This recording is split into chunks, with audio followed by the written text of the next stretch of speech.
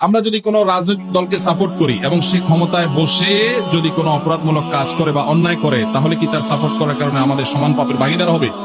কোন নেতাকে ভোট দিছে, আপনি জানেন নেতা ভোট পাইয়া ভোট চুরি, টিন চুরি, গম চুরি, ডাকাতি, খুন খারাপি সব করবে, জেনে শুনেও দিছে, 500 টাকা পাইছেন সেজন্য।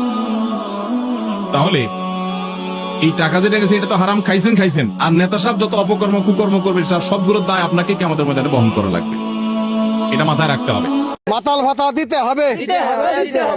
কন্যাশ্রী, রূপশ্রী সবই তুমি দিলে, ধর্ষণশ্রী, মাতালশ্রী এখনো নাহি মিলে, বেকারশ্রী, শ্রমশ্রী সবই তোমার ফন্দি, সবুজ সাথী দিলেও এখন মিতশ্রী বন্দি। বাংলা এখন ভাবছে যেটা কালকে ভাববে দেশ, কাকু তুমি যতই বলো আমরা আছি বেশ।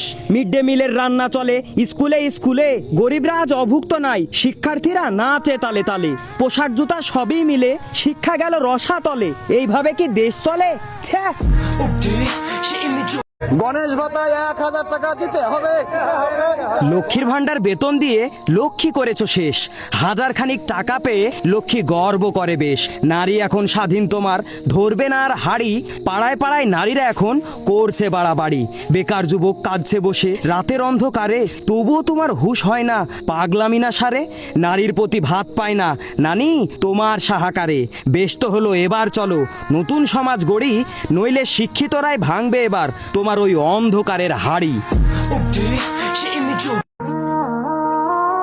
শিক্ষা যদি বিক্রি হয় কেমনে পাবো শিক্ষা, মূর্খরাজ মহাজ্ঞানী আমাদের দিবে দীক্ষা।